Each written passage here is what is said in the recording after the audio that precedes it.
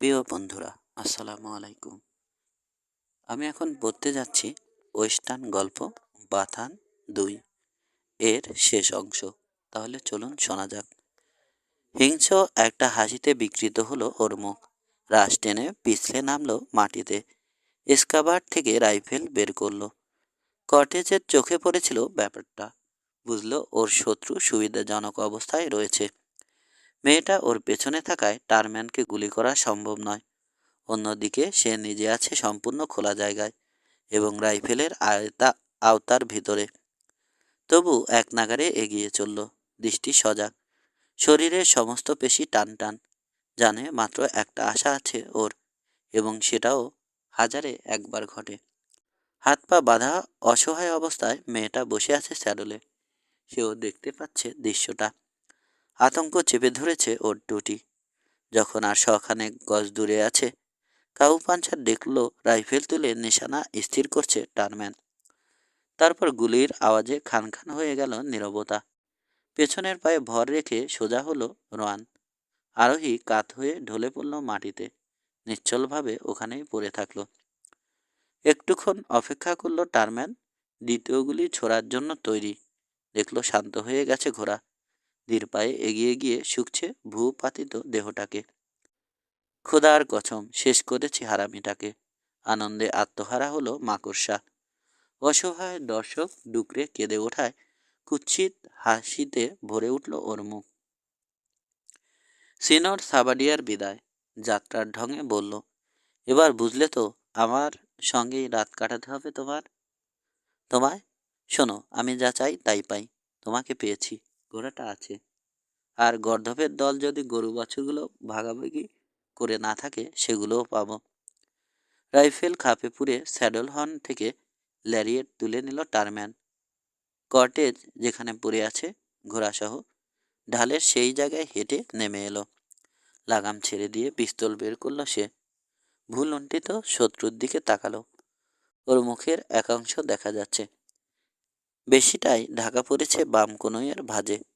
কিন্তু ছড়ান ডান হাত আর পা দুটো নিজেরাই বলে দিচ্ছে তাদের নিষ্ঠুর অথচ বাস্তব অবস্থা। অস্ত্র তাক করল গরুচোর মরা, জোরে জোরে বলল সে। তবে তোমার খাতিরে আরেকটা গুলি আমি অপচয় করব বন্ধু। টিগার টিপতে যাবে এই সময় নরিনের ঘোড়া হঠাৎ লাফিয়ে আগে বাড়ল। গাল দেওয়ার জন্য ঘাড় ফেরালো টারম্যান। হাত তোলো। মাথায় বাজ পড়লেও বোধ হয় এতটা অবাক হতো না দুর্বৃত্ত। জট করে ঘুরল, তারপর দুই হাত আপনা আপনি উঠে গেল আকাশপানে। এখনো মাটিতে পড়ে আছে কর্টেজ। তবে এখন ওর হাতে একটা রিভলভার শোভা পাচ্ছে। বিশাল বপুর উপর কড়া নজর রেখে ধীরে সুস্থে উঠে দাঁড়ালো সে। ওই ভয়াল কঠিন চেহারার দিকে তাকিয়ে শিউরে উঠল টারম্যান। যে লোক উদ্যত পিস্তলের মুখেও ওরকম নিশ্চলভাবে পড়ে থাকার ঝুঁকি নিতে পারে, তাকে ভয় করতে হয় বই কি। এক হাতে পিস্তল এবং আরেকটায় লেরিয়েট ধরে দাঁড়িয়ে আছেও। খানিক আগে সে নিজেই যা করতে যাচ্ছিল, সেই বুলেট ছুটে আসার অপেক্ষায় রয়েছে। কিন্তু এবারও মানুষটাকে চিনতে ভুল হলো ওর। পিস্তল হোলস্টারে রাখো, আদেশ এলো। এখন যখন সে পালন করলো তা, কর্টেজ তার নিজেরটা খাপে পড়ল। তো টারম্যান, ওয়েব, কিংবা আর যাই হোক তোমার নাম, এবার তোমাকে আমি সেই জিনিসটা দেব যা তুমি কখনো কারোকে দাওনি, সুযোগ। করো। অপেক্ষা করছো। দুই হাতি পিস্তলের বাট দুটো থেকে অনেকটা দূরে। কিন্তু বিশাল বপুর মাঝে আমন্ত্রণ গ্রহণের কোনো তারাই লক্ষ্য করা গেল না। বরং দাঁত মুখ খিচালো নেকড়ের মতো। সুযোগ, তাচ্ছিল্যের স্বরে বলল সে। যেখানে জানোই আমি তোমার সঙ্গে পেরে উঠব না, মেয়ে ছেলের সামনে বীরত্ব ফলাচ্ছ। আমার কাছে ওসব চালাকি খাটবে না।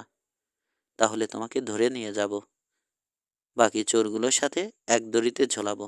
বিদ্রুপ করল কর্টেজ। পিস্তল বের করে আগে বাড়ল বন্দিকে নিরস্ত্র করতে। ঘোড়াটার জন্যই, না হলে এতক্ষণে শকুনের খোরাক হয়ে যেতিস। খেকিয়ে উঠল টারম্যান। তারপর নরিনের দিকে বিদ্বেষের দৃষ্টি হেনে বলল, যদি বুঝতাম।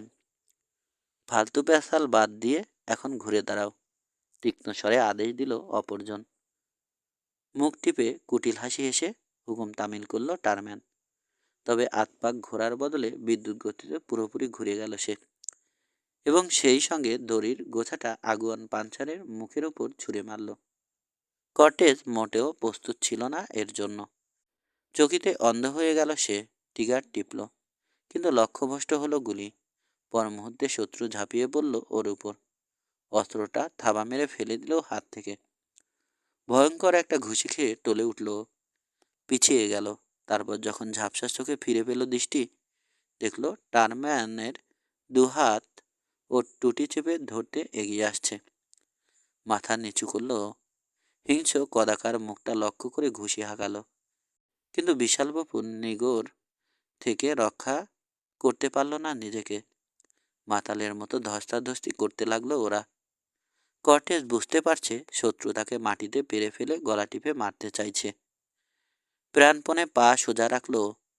নাকপাশ থেকে মুক্ত হওয়ার চেষ্টায় টারম্যানের পাঁজরে অবিরাম আঘাত হেনে চলল। শিগগিরই বুঝতে পারল তার উদ্দেশ্য সফল হতে চলেছে। ভারী হয়ে আসছে বিশালবাবুর নিঃশ্বাস।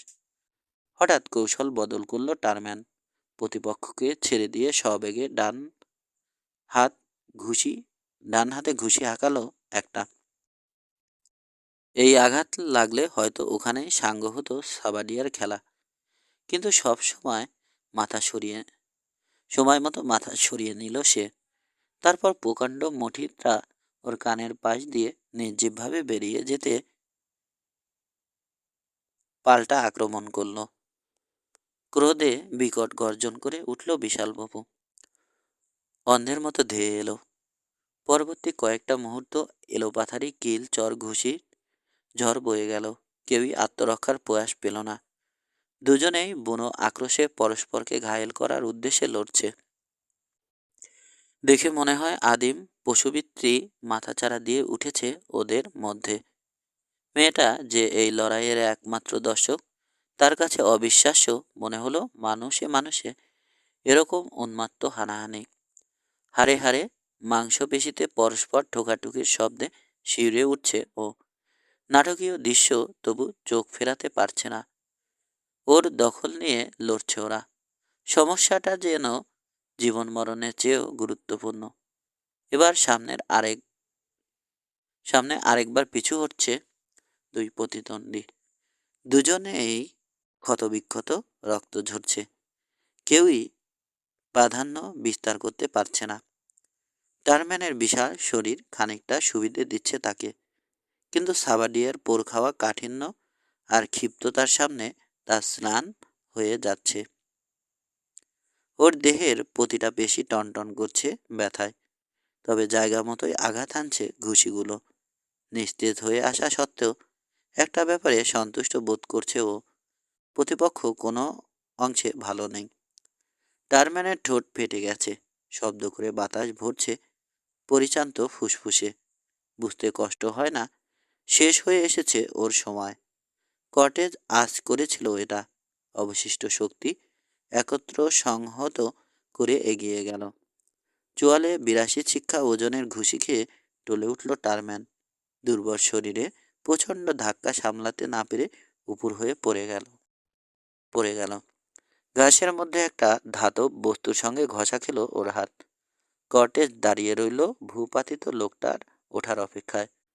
ক্ষণিকের বিশ্রাম পাওয়ায় আনন্দিত বোধ করছে। লক্ষ্য করল না দুর্বৃত্তকে ধূর্ত দৃষ্টিতে জরিপ করছে। আরেকটা মহত্ব না, উপহাস করল টারম্যান। ওঠার সুযোগ দিচ্ছ? অসহায় লোককে মারি না আমি, নেড়িকুত্তা হলেও, পাল্টা বিদ্রুপ করল কর্টেজ। আমার ওসব বালাই নেই। আমি লড়ি জেতার জন্য, সুযোগের সদ্ব্যবহার করি বলে কষ্টে সৃষ্টে উঠে দাঁড়ালো মাকুসা।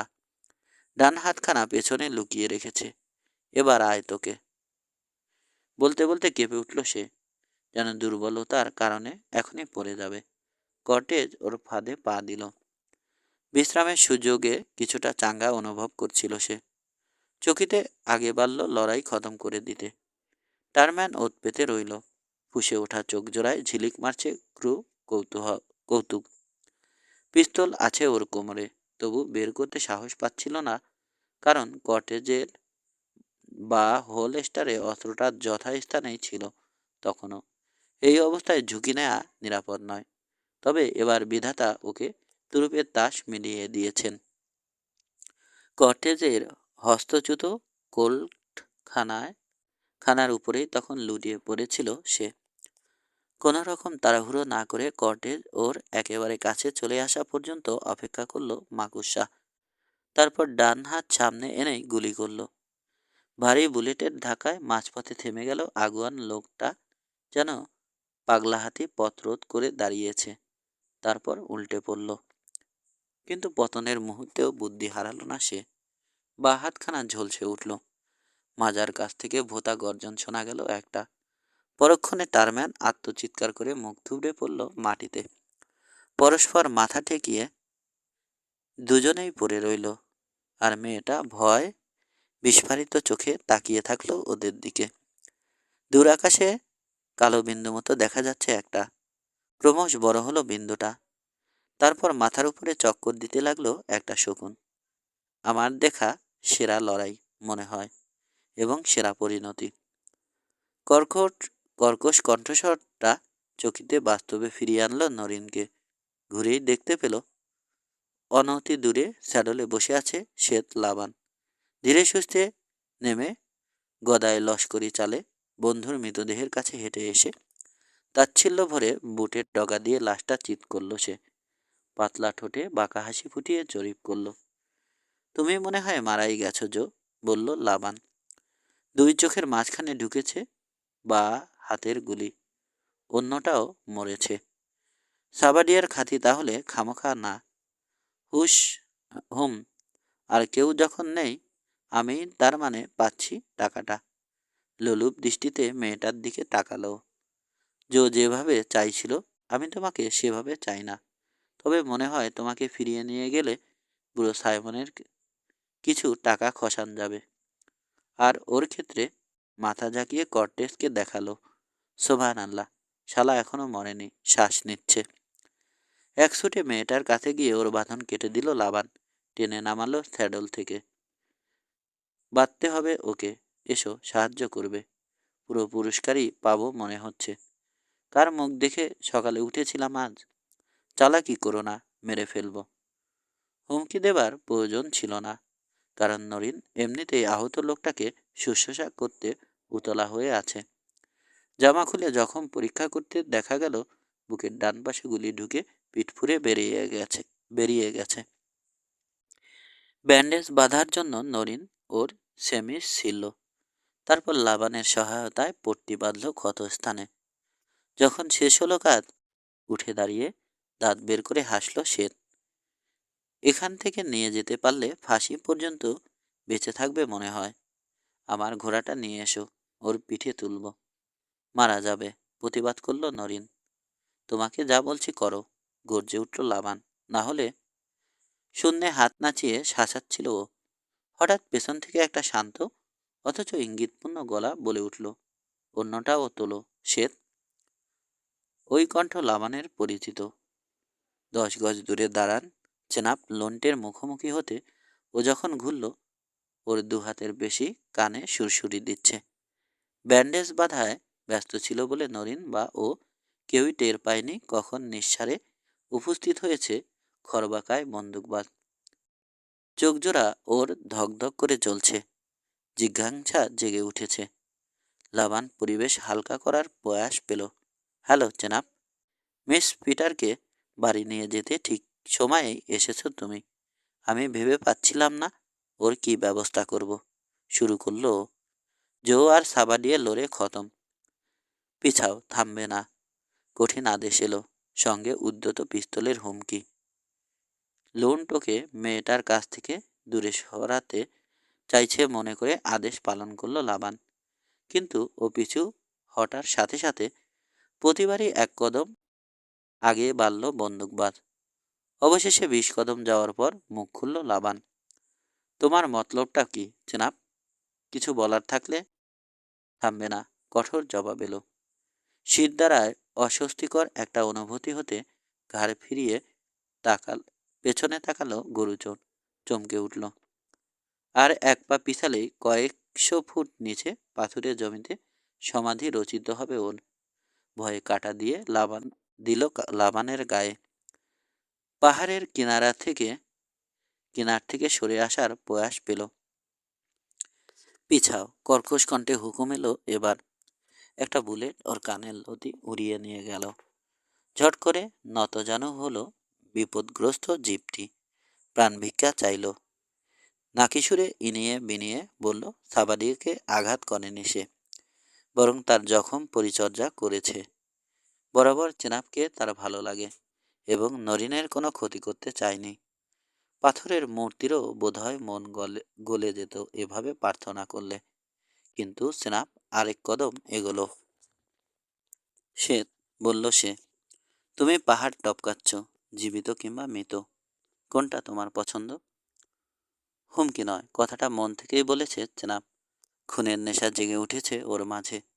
তাছাড়া জানে ওর সামনের ওই নতজানু জীবটির বেঁচে থাকার কোনো যোগ্যতাই নেই। নরিনের পক্ষে এই নিষ্ঠুর দৃশ্য সহ্য করা সম্ভব হলো না। দৌড়ে এসে বন্দুকবাজের হাত চেপে ধরল। ওকে ছেড়ে দাও চেনাব, মিনতি করল। আমার কোনো ক্ষতি করেনি ও, উদ্দেশ্য যাই হোক। মিস্টার কটেজের ক্ষতে ব্যান্ডেজ বেঁধে দিয়েছে। ভবিষ্যতে হয়তো সোজা হয়ে চলবে। হা, সাপের প্যাচের মতো সোজা। রসিকতা করল লুন্ট। একটা জঘন্য লোক এই লাবান। ওকে ছেড়ে দিয়ে মানবজাতির দুঃখ বাড়াচ্ছ তুমি। তবে আমাকে তোমার কথা দুবার বলতে হয়নি মিস নরি, আজও হবে না। এগিয়ে গিয়ে লাবানের পিস্তলটা কেড়ে নিল বন্দুকবাজ। হাতের ইশারায় গিরিপথটা দেখালো। যাও, বলল। আর শোনো, ফের যদি কখনো দেখতে পাই তোমাকে খুন করব। ঘোড়া, খাবার এগুলো দেবে না?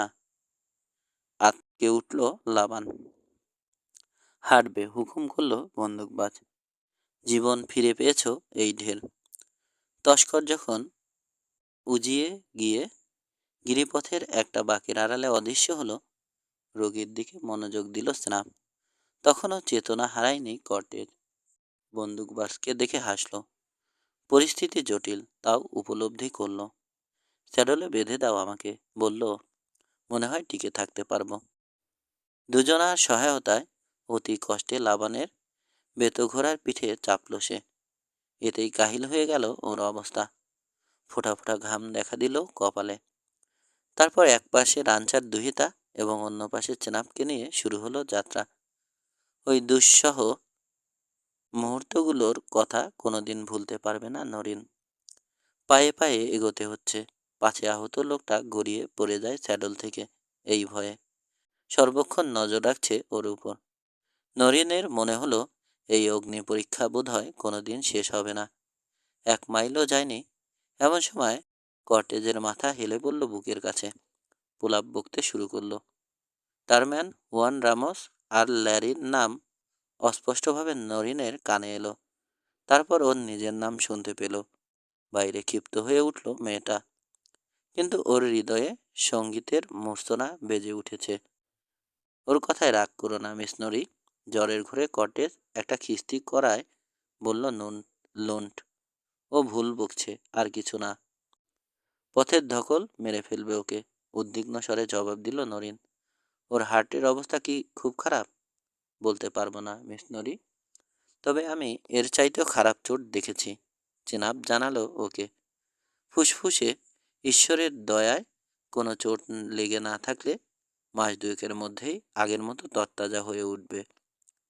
নরিন নীরবে এগিয়ে চলেছে। টারম্যানের ছলনাময় বুলেটের আঘাতে কাউ পাঞ্চার যখন লুটিয়ে পড়ে, কেবলমাত্র তখনই ও উপলব্ধি করতে পেরেছে মাতৃ পরিচয়হীন ওই মানুষটি বাস্তবিক তার হৃদয়ে কতটা আসন জুড়ে রয়েছে। একটি মাত্র শব্দে এর ব্যাখ্যা শেষ করেছে ও, সবটুকু। মুমূর্ষ লোকটাকে প্রতি মুহূর্তে সাহায্য করছে ও, যেন সে স্যাডল থেকে পড়ে না যায়। আর মনে মনে বিধাতার কাছে প্রাণ ভিক্ষা চাইছে ওর। মাইলের পর মাইল সম্মুখ গতিতে পাড়ি দিচ্ছে ওরা। বারবার ওর স্যাডল হর্নের উপর চলে ঢলে পড়েছে রুগী। নরিনের ভয় হলো পাঞ্চার বোধহয় পথেই মারা যাবে। ওর নিজের শরীরও খুব ভালো না, কেবল বেঁচে থাকার আকুতি এই দুঃসহ পথযাত্রায় সাহস যোগাচ্ছে ওকে।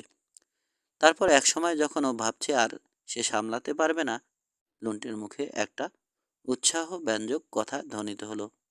এসে গেছি, বলল। মনে হয় লড়াই শেষ হয়ে গেছে। জেনাফের অনুমান যথার্থ। ক্রোজ ড্রাম বেলের উঠোনে ঢুকে ওরা দেখল আক্রমণকারীরা ব্যস্ত সমস্তভাবে ছুটোছুটি করছে জঙ্গলের ভেতর থেকে তাদের ঘোড়া নিয়ে আসতে বাড়ি ফেরার প্রস্তুতি নিচ্ছে। উৎফুল্ল কণ্ঠে চিৎকার করে নবাগতদের স্বাগত জানালো ওরা। সেই চিৎকার শুনে ছুটে এলো লিমিং। ইতিমধ্যে কটেজকে স্যাডল থেকে নামিয়ে একটা কম্বলের উপর শুইয়ে দেয়া হয়েছে। এখন কিছুটা সুস্থ বোধ করছে ও। খতম করেছে ওকে? প্রশ্ন করল ফ্রাই প্যানের মালিক। হ্যাঁ, জবাব দিল সাবাডিয়া। আপনিও এদিককার জঞ্জাল সাফ করেছেন মনে হচ্ছে, ওদের বাদে। তবে সেটারও বেশি দেরি হবে না, কঠিন স্বরে বলল জব। 5 জন লোকের একটা দল দেখালো। ঘোড়ায় বসে আছে, তবে হাত পিঠমোড়া করে বাঁধা। ওয়েস্ট ওদের একজন। কটেজকে ওর দিকে তাকাতে দেখে স্মিথ হাসল সে। বিদায় বন্ধু, বলল ক্যালিফোর্নিয়া। মাকুসাকে খতম করে ওকে উদ্ধার করেছ তুমি, আমার আনন্দ লাগছে। অনেক কষ্টে কোনোয়ে ভর দিয়ে কাত হয়ে বসল কর্টেজ। ওই লোককে ছেড়ে দিন, সিনর লিমিং বলল। ও আমার জীবন বাঁচিয়েছে। টারম্যানের পিছু নেয়ার জন্য আমাকে ছেড়ে দিয়েছে। ও ও ছিল চোরদের সঙ্গে, বলল লিমিং। না জানি কত গরু চুরি করেছে, আমার লোকদের মেরেছে। থাক বন্ধু, আমাকে আমার প্রায়শ্চিত্ত করতে দাও। ওকে ছেড়ে দিন, জেদ ধরল কর্টেজ। ও না থাকলে আমি মারা যেতাম, এবং মিস নরি।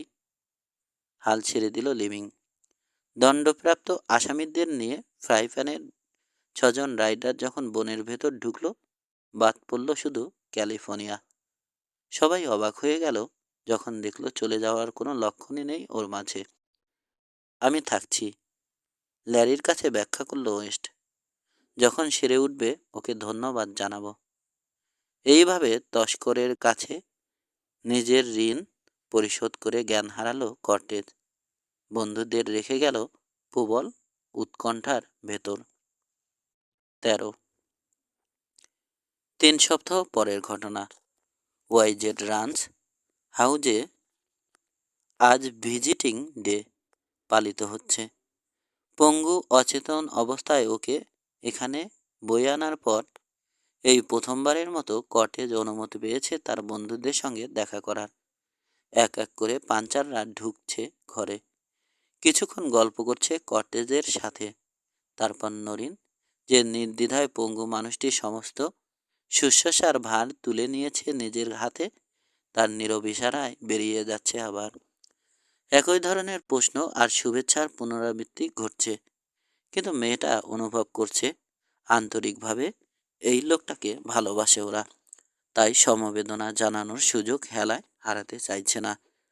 রোগীর প্রতি ওর শ্রদ্ধা এত বেড়ে গেল, এতে আরও বেড়ে গেল। ফ্যাকাশে মুখে কয়েক জোড়া বালিশের তাকিয়ায় হেলান দিয়ে বসে আছে কর্টেজ। প্রত্যেকেই মৃদু হেসে অভ্যর্থনা জানাচ্ছে। এক ধরনের নরম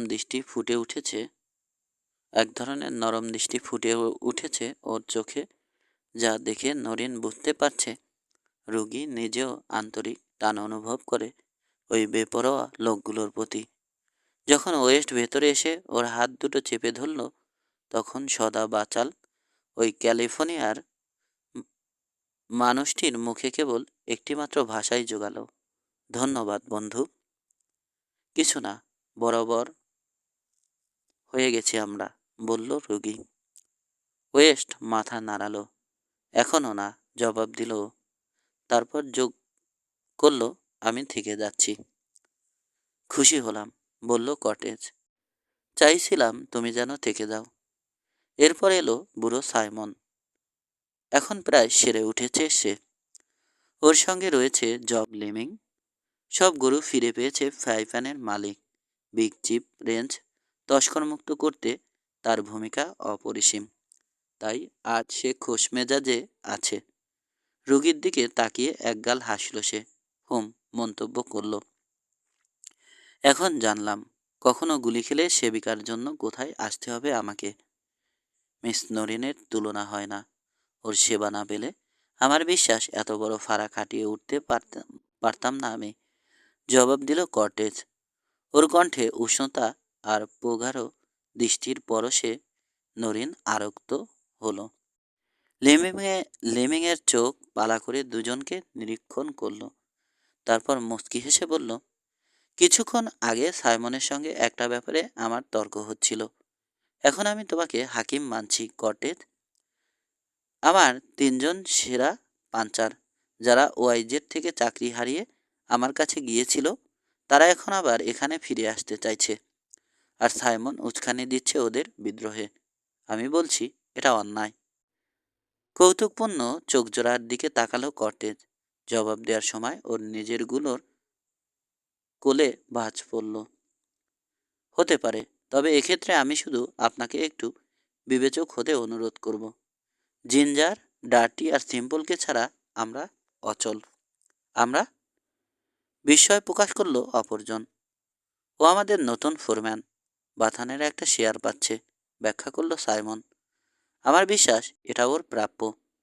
অবশ্যই, এবং আরও কিছু, কাঠখোট্টা জবাব দিল ওর বন্ধু। তবে একটা কথা বলবো, তোমার মতো এরকম রাক্ষস আমি আর দেখিনি। সামনে যা পাও তাই গ্রাস করতে চাও। এই যেমন আমি, একদম একলা, একজন হাউসকিপারের অপেক্ষায় রয়েছি। নরিনের দিকে তাকিয়ে চোখ মটকালো বুড়ো বদমেজাজ। জবাবে ও হেসে উঠল উচ্ছল কণ্ঠে। কাঁচকলা দেখালো। যা বলছিলাম, সব কিছু গ্রাস করতে চাও, আবার বলল লিমিং। তারপর সুর নরম করে যোগ করলো, কিন্তু তুমি নিশ্চয় ভুলে যাওনি আমাদের এই বন্ধুর একটা কালো অতীত আছে। এরকম অপ্রত্যাশিতভাবে অপ্রিয় প্রসঙ্গ উঠে পড়ায় সমস্ত হাসি খুশি মুছে গেল ওদের মুখ থেকে। কিন্তু কেউ কিছু বলতে পারার আগেই দরজা খুলে ভেতরে ঢুকলো মার্শাল টং। ওর ঠিক পেছনে ল্যারি। মার্শাল আসার জন্য জেদ ধরেছিল। আমি ঝামেলা বাড়াতে চাইনি বলে অনুমতি দিয়েছি, ঘোষণা করল ল্যারি। এখন আপনি যদি অনুমতি করেন বস, কান ধরে বের করে দেব। থাক ল্যারি, শান্ত গলায় জবাব দিল বাথান মালিক। তারপর পাঞ্চার যখন আশাহত হয়ে বিদায় নিল তখন বলল, কি চাই টং? ওকে, রুগ্ন লোকটাকে দেখিয়ে জবাব দিল মার্শাল। ওর কুতকুতে চোখ দুটোতে লোভের ছাপ স্পষ্ট। ওর শরীর এখনো সারেনি। নড়াচড়া করা ঠিক হবে না। দুর্বলভাবে প্রতিবাদ করল নরিন। মুখ সাদা হয়ে গেছে। আমার তা মনে হয় না। ফাঁসিতে ঝুলবার জন্য তরচাদা তরচাদা হওয়ার দরকার পড়ে না। তরাক করে উঠে দাঁড়ালো সাইমন। নিষ্ঠুর বিদ্রুপটা শুনে মাথায় রক্ত চড়ে গেছে। হাত পিস্তলের বাটে। সবহে 2 কদম পিছিয়ে গেল মার্শাল। দেখো সাইমন, ভালো হচ্ছে না কিন্তু, প্রতিবাদ করল। আইন অমান্য করছো তুমি। ওই লোকের নামে হুলিয়া আছে। ধরে নিয়ে যাওয়ার জন্য পশি এনেছি আমি। বাইরে ওরা অপেক্ষা করছে।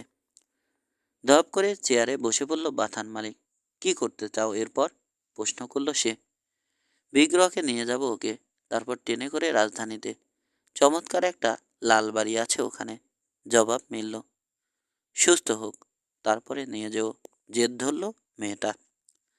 হ্যাঁ, সুযোগ পেয়ে আবার তুমি ওকে ছেড়ে দাও আর কি, ঘেউ ঘেউ করল মার্শাল। না, ওকে এখনই যেতে হবে আমার সাথে। যাবে না, রুদ্ধভাবে বলল সাইমন। সবাইকে তৈরি হতে বলো জব। এদেরকে ঘাড় ধরে বের করে দেব আমরা। আগুন জ্বলছে যেন বুড়োর চোখে। লিমিংয়ের মেজাজ এমনিতেই বারুদ, এবার তাতে অগ্নিসংযোগ হলো। উঠে লোকজন ডাকতে যাচ্ছিল সে। হঠাৎ বিছানা থেকে একটা শান্ত গলা বাধা দিল। আমার ব্যাপারেই যখন সমস্যা, তখন আমাকেও বোধহয় কিছু বলতে হয়। নাটকীয়ভাবে শুরু করলো রোগী। লোকজন ডাকার প্রয়োজন হবে না মিস নরি। আমার কোটটা দাও তো দয়া করে। মার্শালের হাত তার অস্ত্রের কাছে উড়িয়ে গেল। খবরদার, পিস্তল দেওয়ার চেষ্টা করলে কিন্তু ও মরবে। ফাটা বাঁশের মতো চিরে গেল ওর গলা।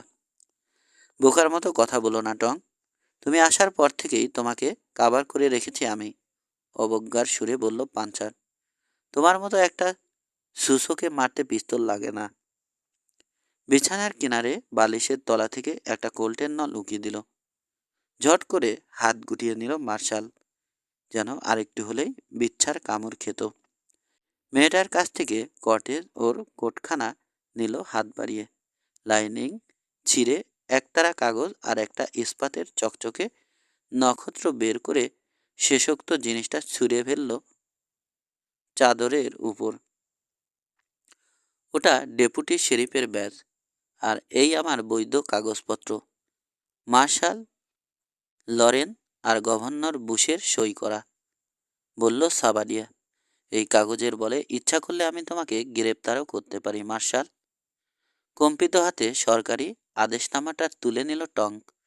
জাল হওয়া বিচিত্র নয়, কিন্তু এক ঝলক তাকিয়েই বুঝল তা নয়। কি কিন্তু তুমি?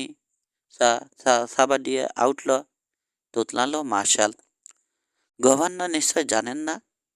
তোমাকে ছোট্ট একটা কাহিনী বলি মার্শাল, তাহলেই বুঝতে পারবে। মাঝপথে টঙ্কের মুখের কথা কেড়ে নিল শয্যাশায়ী লোকটা। বছর কয়েক আগে যখন আমি মেক্সিকো থেকে আমেরিকায় আসি, তখন কলির এক ঘটনায় জড়িয়ে পড়ি। ওই সূত্রে টলোভারে মার্শাল লোরেনের সাথে আমার পরিচয় হয়। তখনই লোরেন আমাকে তার সহকারী করে নিতে চেয়েছিলেন, কিন্তু আমার পক্ষে তা সম্ভব হয়নি, কারণ আমি তখন ফেরারি। মেক্সিকোয় আমার নামে হুলিয়া ছিল।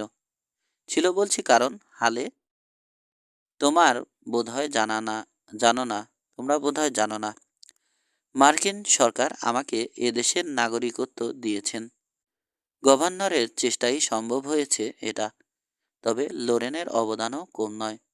বিনিময়ে তারা অনুরোধ করেন আমি যেন দরকার হলে অপরাধ দমনের কাজে তাদের সহায়তা করি। তো আমি তাদেরকে মেক্সিকো সরকারের হুলিয়ার কথা স্মরণ করালে গভর্নর আশ্বাস দেন ওটা কোনো সমস্যা নয়, ওই মিথ্যে মামলা তুলে নেয়ার ব্যবস্থা তিনি করবেন। মেক্সিকোতে তার উচ্চ পদস্থ বন্ধুবান্ধব রয়েছে। গভর্নর তার কথা রেখেছেন, তাই আমিও কাজটা নিয়েছি। তাছাড়া এ পর্যন্ত বলে থামল বক্তা। সাইমন আর লিভিংয়ের দিকে তাকিয়ে হাসল। আমিও খুঁজছিলাম দুজন লোককে। ভেবে দেখলাম কাজের উপলক্ষে বিভিন্ন জায়গায় যেতে হবে আমাকে। এভাবে একদিন ইফসিত লোক দুটোর সন্ধান পেয়েও যেতে পারি। তবে আমি অকারণে কখনো আমার ব্যাস দেখিয়ে বেড়াইনি লোকজনকে, যা অনেকেই করে থাকে। ফলে অচিরেই কুখ্যাতি ছড়ালো আমার নামে। এমন সব ডাকাতি লুটের দায় আমার ঘাড়ে চাপল যে সময় আমি ঘটনাস্থল থেকে শতাধিক মাইল দূরে ছিলাম। গভর্নরের গভর্নরকে ব্যাপারটা জানাতে উনি বললেন, এতে আমার কাজের সুবিধা হবে। আমাকে আইনের লোক বলে সন্দেহ করতে পারবে না কেউ। এজন্যই সরকারি নির্দেশে বলা আছে আমাকে ধরতে পারলে সরাসরি গভর্নরের কাছে হাজির করতে হবে। শাস্তির ব্যবস্থা উনি নিজে করবেন। এখন তাহলে বুঝতেই পারছো মার্শাল, গভর্নর আমার সম্বন্ধে সবই জানেন। আর এই আরেকটা চিঠি, বিগ্রহ থেকে আমি যেটা লিখেছিলাম, গভর্নর তার জবাব পাঠিয়েছেন। এখানকার পাঠ চুকলেই আমাকে দেখা করতে বলেছেন তার সাথে। হতদম্য মার্শালের দিকে আরেকটা কাগজ ছুঁড়ে দিল কর্টেজ, কিন্তু টঙ্কের অসার হাত ধরতে পারল না সেটা। বুঝতে পারছে তার কপালে দুর্ভোগ আছে। তুমি বোধহয় গভর্নর বুশকে চেনো না, খেই ধরল সাবাডিয়া। চমৎকার মানুষ মার্শাল, তবে অপরাধীদের জন্য ভয়ঙ্কর কঠিন। আমার বিশ্বাস তোমাকে ডেকে পাঠাবেন উনি। বিশেষ করে আমি যখন টারম্যান আর পোকার পিটের কাছ থেকে উদ্ধার করা কিছু কাগজপত্র তাকে দেখাবো। ওরা তোমাকে টাকা বেশি দেয়নি, তবে লুটের মালের বখরা দেবে বলেছিল না মার্শাল? সরাসরি অভিযোগে ব্যাজধারীর লাল মুখ নীলচে হয়ে গেল। অস্বীকার করার প্রয়াস পেল সে, কিন্তু কম্পিত ঠোঁটজোড়া বেঁকে বসল। টঙ্কের সমস্ত হম্বিতম্বি শেষ হয়ে গেছে। ফাটা বেলুনের মতো লাগছে দেখতে। নিদারুণ বিরক্তির সঙ্গে ওকে কয়েক মুহূর্ত জরিপ করল কর্টেস। তারপর চিন্তাচ্ছন্ন গলায় বলল, জানি না গভর্নর কি বলবেন আমায়, তবে তোমার উপস্থিতিটা খুব সুখের নয়। আমি হলে কিন্তু টঙ্ক ভ্রমণে বেরোতাম। সবাই বলে এতে নাকি মন ভালো হয়। খোদার কসম তোমার এটা দরকার। কাজেই পা ফেলতে শুরু করো, লম্বা লম্বা, দ্রুত, অন্য কোনো এলাকার দিকে। হঠাৎ বদলে গেল সাবাডিয়ার সুর। দরজা দেখিয়ে হিসিসে গলায় বলল, বেরিয়ে যাও। ফের যদি তোমার বিষাক্ত ছায়া দেখি এখানে, তোমাকে খুন করব। বিধ্বস্ত পরাজিত চেহারায় এলোমেলো পা ফেলে মার্শাল বেরিয়ে গেল ঘর ছেড়ে। দরজাটা ওর পেছনে আবার বন্ধ হয়ে যেতে কর্টেস বলল, শেষটাও গেল তাহলে। হ্যাসেটে আরও কিছু আছে যারা মদ খেত মার্শালের পয়সায়, তবে আমার মনে হয় ওরাও এবার ঠান্ডা হয়ে যাবে। আমার বরাবরই সন্দেহ ছিল টঙ্কে, তবে টারম্যান ওকে কিনে ফেলেছে বুঝতে পারেনি। সাইমন বলল, গরুচোর ধরার ব্যাপারে ভীষণ উৎসাহ দেখিয়েছিল ওই লোক। গরুর ব্যাপারে টারম্যানের কোনো আগ্রহ ছিল না। ওগুলো চুরি করত সাঙ্গাপাঙ্গদের খরচপাতি মেটাবার জন্য। কর্টেজ বলল, ওর লক্ষ্য ছিল জমি, তাই মতলব এঁটেছিল যত কম পয়সায় পারে ওয়াইজেড আর ফ্রাইপ্যান কিনে নেবে। একবার ভেবে দেখেছেন বিগ রক থেকে রেল রাস্তা হ্যাসেট পর্যন্ত এলে আপনাদের জমির দাম কি দাঁড়াবে? শীষ দিয়ে উঠল লিমিং। আচ্ছা, তাহলে এই ব্যাপার না, কিন্তু রেল তো এদিকে আসছে না। আসছে, এবং টারম্যান সেটা জানতো। কর্টেজ জানালো, তো বাছা, তোমার কাছে আমার ঋণ বেড়েই চলেছে, বলল সাইমন। কোন দিন শোধ করতে পারবো না, কোনো দিন শোধ করতে পারবো না। আমি আর জব ভেবেছিলাম গভর্নরের কাছে দরবার করব তোমার ব্যাপারে। এখন দেখতে পাচ্ছি তোমার সঙ্গেই বরং তার সম্পর্ক আরও ভালো। যাক, আমিও হাঁপ ছেড়ে বাঁচলাম। আরও একজন হাঁপ ছেড়ে বেঁচেছে, এবং সেটা স্পষ্ট হয়ে উঠেছে তার মায়াভরা চোখ দুটোয়।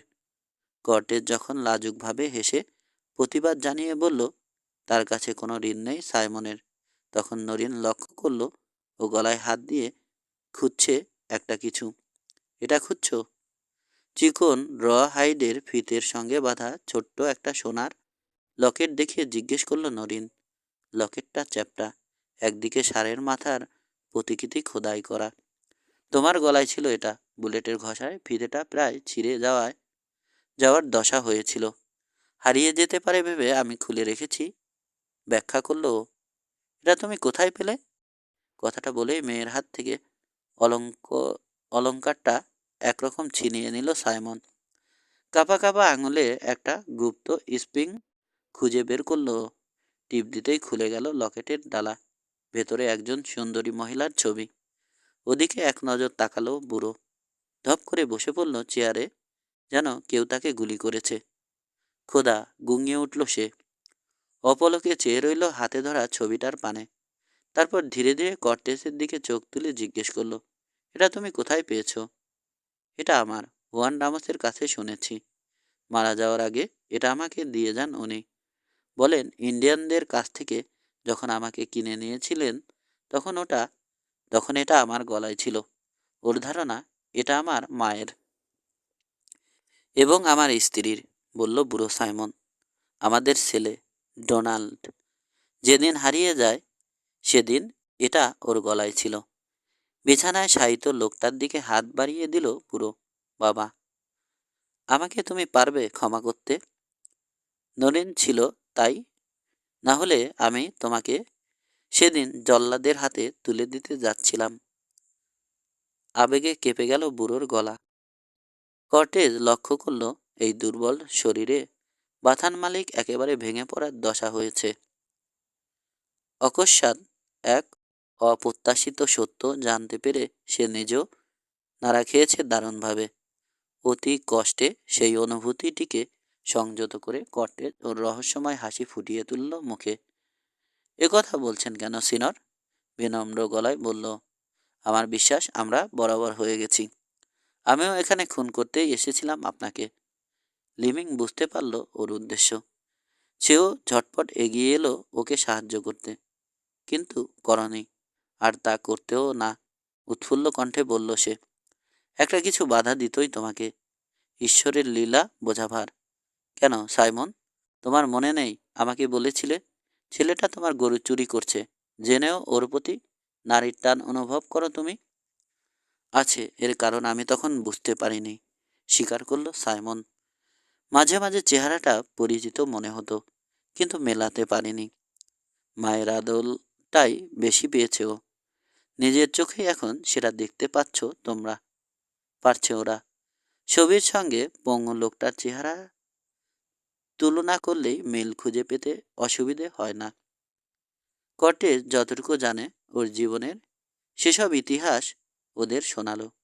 ইন্ডিয়ানদের কথা ওর মনে নেই, তবে হুয়ান রামোসের সাথে কিভাবে বুনো ঘোড়া আর গরু বাছুর ধরেছে, ওয়েবের সঠতায় রামোসের পথে বসা, ওদের মেক্সিকোতে পাড়ি জমান, সেখানে ওর বিপ্লবী ভূমিকা, যুক্তরাষ্ট্রে আগমন, গভর্নর বুশের সাথে পরিচয়, গরু চুরির সংবাদে তার নির্দেশে হ্যাসেট সফলিতে আসা, একে একে সব খুলে বলল ও। যখন শেষ হলো কাহিনী, বুড়ো সাইমন উঠে দাঁড়িয়ে বক্তার হাত চেপে ধরল। বাছা, আমার নিজের কাছেই আমি অপরাধী হয়ে গেছি, বলল সে। তুমি যদি আমাকে মেরে ফেলতে, তবে তা হতো উচিত সাজা। কিন্তু আমার মনে হয় পাদ্রীরা আমাদের যা বলে সেটাই বোধ হয় আরও মারাত্মক অনুশোচনা।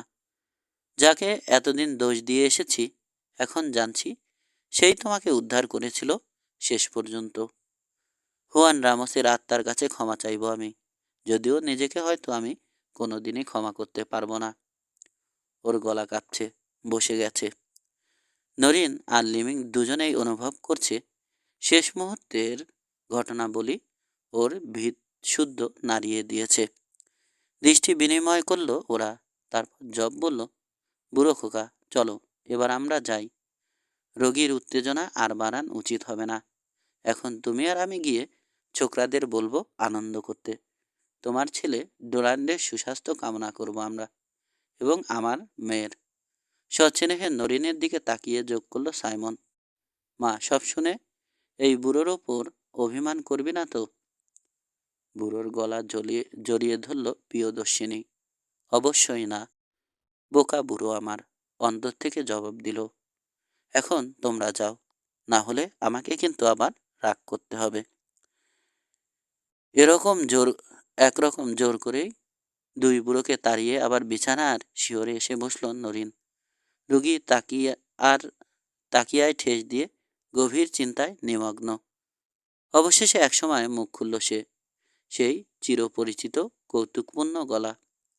এতকাল পর হারান বাবার দেখা পাওয়াটা সত্যিই খুব অদ্ভুত ব্যাপার, তাই না? বলল কটেজ। ল্যারি এবার হাসবে। ও আমার নামকরণ করেছে ডন। বলে আমার জন্মই নাকি হয়েছে মেয়েদের জ্বালাতন করতে, যদিও কথাটা ভুল। তেরেসা ছাড়া অন্য কেউ আসেনি আমার জীবনে। সুন্দরীর কথা ভুলে গেলে? গাঢ় স্বরে বলল নরিন। স্মিথ হাসল কটেজ। ওর কথা তুমি আবার জানলে কোত্থেকে? প্রশ্ন করল। তুমিই বলেছ, জ্বরের ঘোরে, জবাব দিল রানছার দুহিতা। সাবাডিয়ার দৃষ্টির সামনে আবির ছড়িয়েছে মুখ। আমি বোধহয় অনেক ভুল বকেছি। মানুষের জীবনে মাঝে মাঝে এরকম এক একটা সময় আসে। একটুক্ষণ চিন্তা করে বলল কটেজ। তারপর তারপর যখন দেখল মেয়েটার মেয়েটা ওর ব্যাখ্যা মানছে না, তখন প্রসঙ্গ পাল্টালো। তুমি ঘোড়াটাকে ওই সময় খোঁচা না মারলে টারম্যান আমাকে ঠিকই খতম করত। নরিন কোনো জবাব দিতে পারার আগেই বাইরের বহু কণ্ঠের উল্লসিত চিৎকার শোনা গেল। তারপর মোহমোহ গর্জে উঠল কয়েকটি পিস্তল। শঙ্কিত চোখে জানালার দিকে তাকালো মেয়েটা, কিন্তু মৃদু হেসে রুগী অভয় দিল ওকে। খবরটা মনে হয় ওদের উনি বলেছেন, তাই আনন্দ করছে ওরা, বলল কটেজ। কিছুদিন সবুর করলেই বোধহয় ভালো করতেন। কেন? নরেন প্রশ্ন করল। হঠাৎ এই মত পরিবর্তনের কারণ কি তা বুঝতে পারছে না। আমার বিদায়ের সময় ঝামেলা হবে, জবাব দিল সাবাডিয়া। তারপর প্রিয়দর্শিনীকে অবাক চোখে তাকাতে দেখে কঠিন সুরে যোগ করলো, তুমি কি মনে করো আমি এখানে থাকবো? ছিনিয়ে নেব তোমার উত্তরাধিকার? তবে টারম্যানের সাথে আমার তফাৎ কোথায়? তুমি চলে গেলে আবার ভেঙে যাবে ওর মন, চেঁচিয়ে উঠল মেয়েটা। বুঝতে পারছে নিজের সুখের জন্য লড়তে হচ্ছে তাকে। আমার সাথে চিরকাল স্নেহময় পিতার আচরণ করেছেন উনি, কিন্তু একটা ছেলের জন্য ওর আক্ষেপ বরাবর।